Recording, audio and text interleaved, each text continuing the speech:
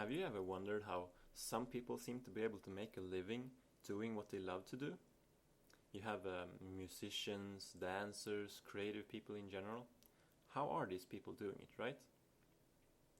One common misconception people have is that in order to get one of these, check, you're going to be needing one of these too, right? That's right, a boring job. Well, what if I told you that you could be making your living doing what you're actually passionate about? As a basis for discussion, I'm going to be using a book by Ken Robinson. If you don't know who he is, I highly recommend looking him up, especially on his talks about education. I will link some in the description. He has also done some quite extensive research on people who are living the dream, so to speak, doing what they love to do for a living. And he has written a whole book about it called The Element. This book is filled with stories about how these people found their element. And the element, by the way, is not necessarily just something that you're good at.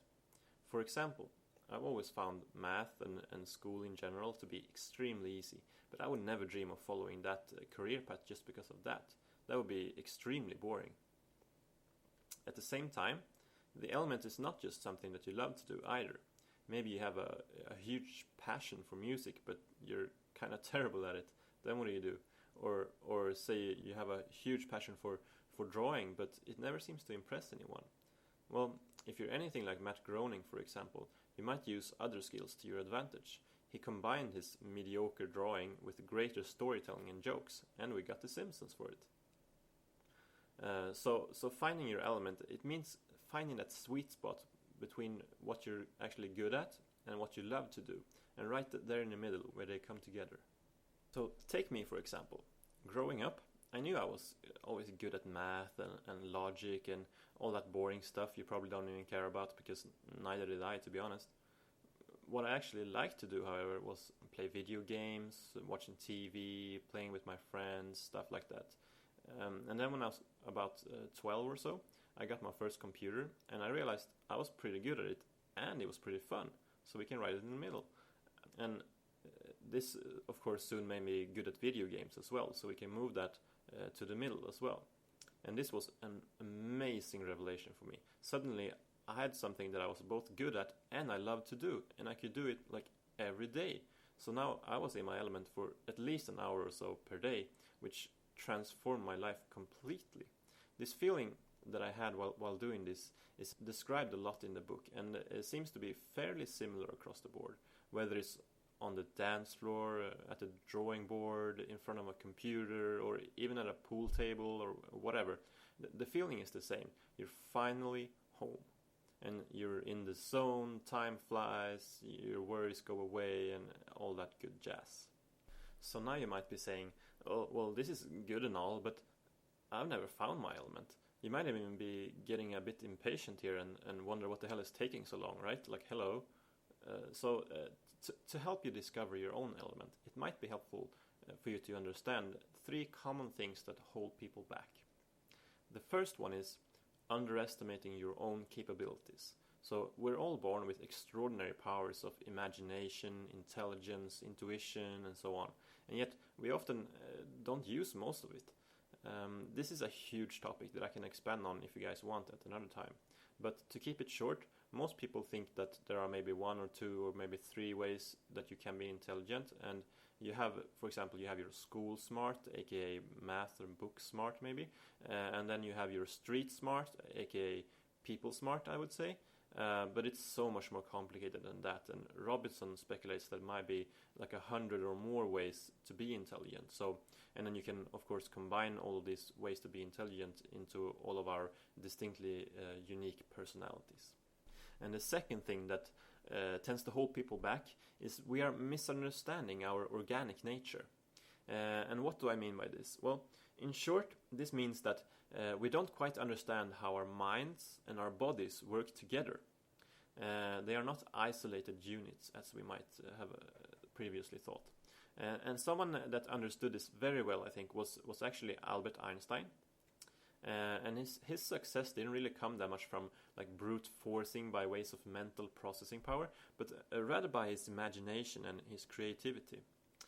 For example, sometimes when he had a particularly difficult problem, he would turn to his violin and he would just sit there and kind of improvise a song while mulling over whatever problem he had. And suddenly he would be like, aha, and a solution had come to him. Now, this of course has nothing to do with the violin, but more so about the state of mind playing it put him in.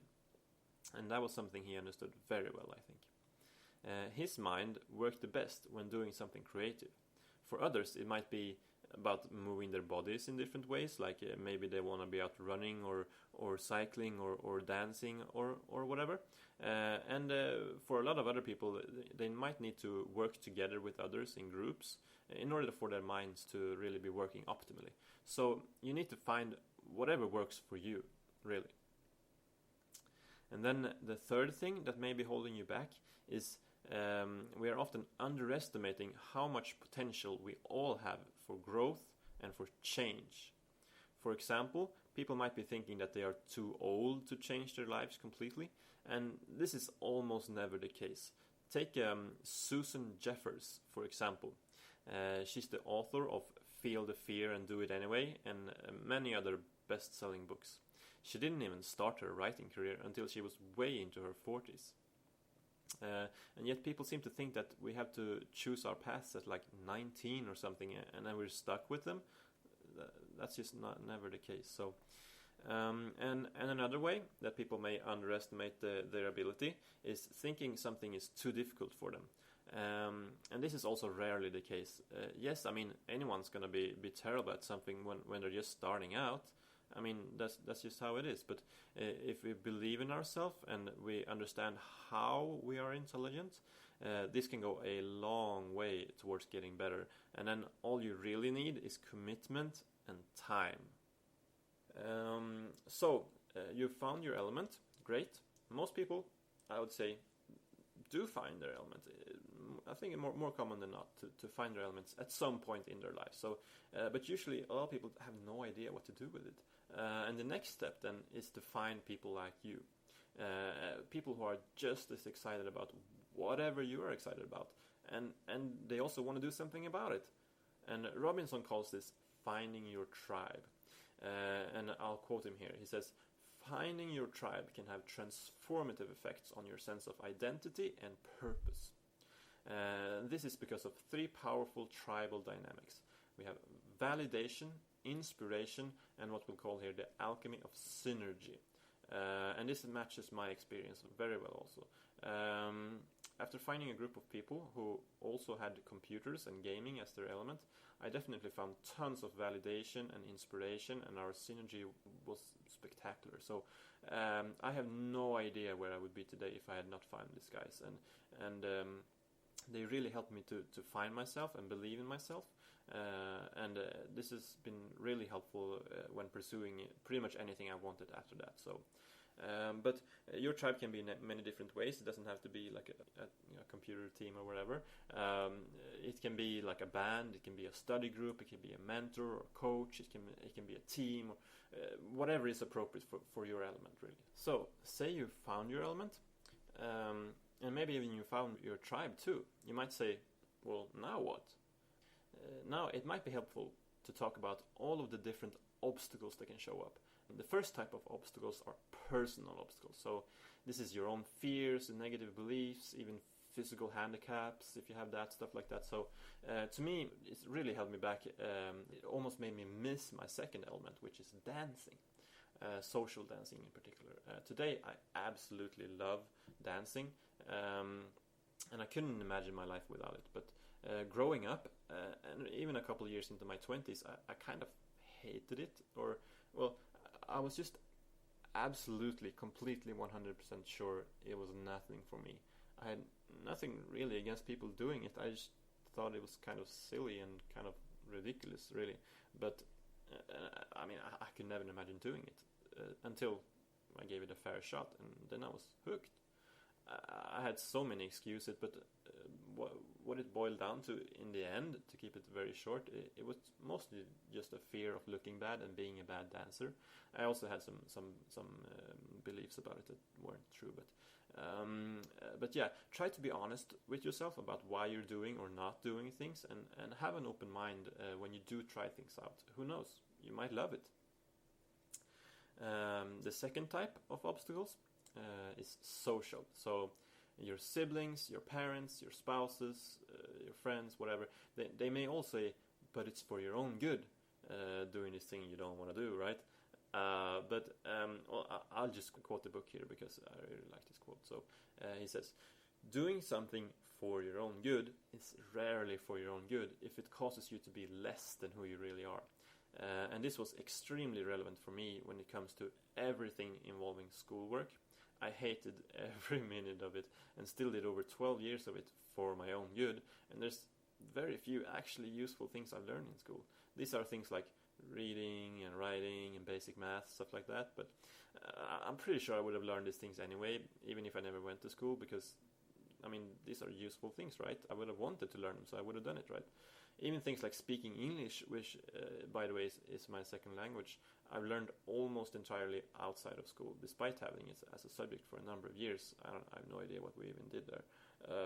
The same thing with more like advanced reading and writing and pretty much anything that I'm actually using in everyday life. So I did, however, learn some things in school, like how to look busy when you're actually doing nothing, making up excuses for why you missed class, or learning how bored the teachers are in there as well. So now you might be thinking like I'm saying school is bad or you shouldn't do it. I'm not saying that at all. I'm just saying I learned that it's not for me, and it's for your own good is never a good argument, or not in this case anyway.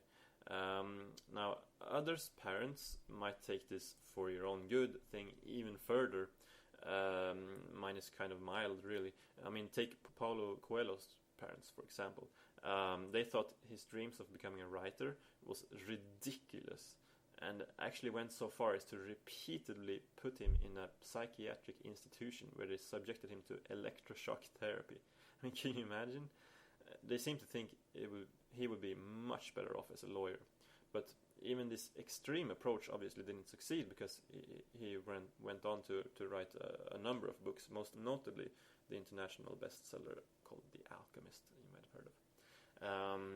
There are a number of other ways that people in your life can try to influence you out of following your passion or your element. They usually don't mean to, but they are different. Like, for example, what if all your friends think school sucks, but you secretly kind of love at least something about it? Well, you usually try to fit in, right? Or say you love classical music and your friends are like hip-hop for life, like you can't imagine anyone liking anything else, right? You're probably gonna at least try to fit in the best you can, right? And as he says in the book here, the influence of peers is much stronger than that of parents. He also says, being in your element may depend on stepping out of the circle. He means the friendship circle here, of course. So keep this in mind, how your friends are influencing you. And so then we have the last obstacle, which is cultural. And this last one is kind of tricky. Sometimes they are really, really obvious. Like, say you're in a culture where women aren't allowed to work, and you're a woman and you want to work. You want to be, I don't know, an architect or a doctor or whatever. Well, you're probably going to have to move. Like, it's not going to change that drastically in just one generation. So, but other times they can be subtle things, like how you view the world, for example. So, if you take a look at this picture, this is, by the way, from a study he talks about in the book, but this is not the picture. I just picked one up on the internet. But say you would describe this picture. What would you say? Like, most people from the West, they might say like, yeah, it's a tiger, right? And they're obviously not wrong, but there is more to the story here. Someone from East Asia might say something like, well, it's a jungle and there's a tiger in it as well, or something like that. And the difference here is quite significant. It relates to how we view the world. Westerners tend to look kind of at the foreground of the pictures, while Asians tend to view the whole image and describe just that. So, and this has further effects on how you view your life and what you really think it's about. So, in short though, make sure you're getting like the whole picture of your life, so to speak, and not just the foreground.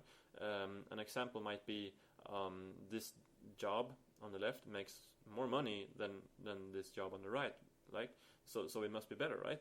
Well, what if it's more hours away from your loved ones, or in a city you don't want to live in, or makes you work night when you're actually a day person, or it's just not nearly as fun, or whatever. All of these factors are really important. So keep this in mind when, like, how your culture kind of expects you to be, and how it makes you think and look at things.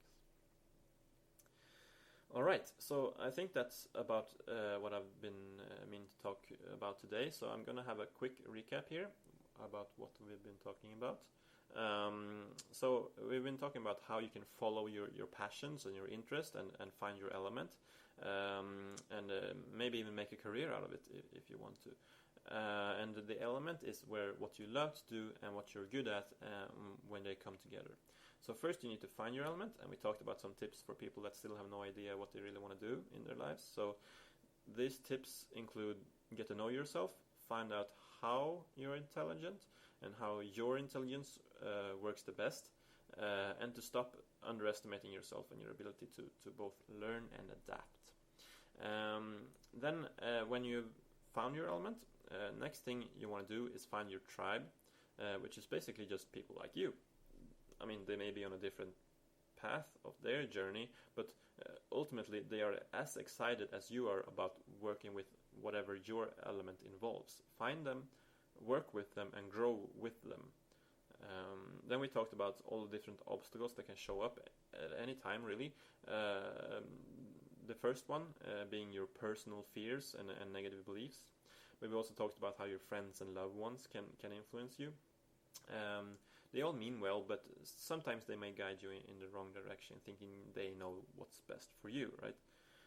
And lastly, we talked about some cultural obstacles as well. So usually you won't have all of these obstacles. You might have one or two. For example, mine was much more about my personal fears and negative beliefs. But everyone's story is different, so we all have to apply this in our own lives the best we can.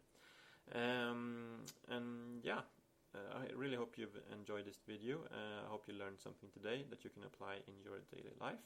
And remember, this doesn't have to be like a huge life-changing, quit your career kind of change. Maybe for you it's enough to do what you love to do kind of on your spare time, right?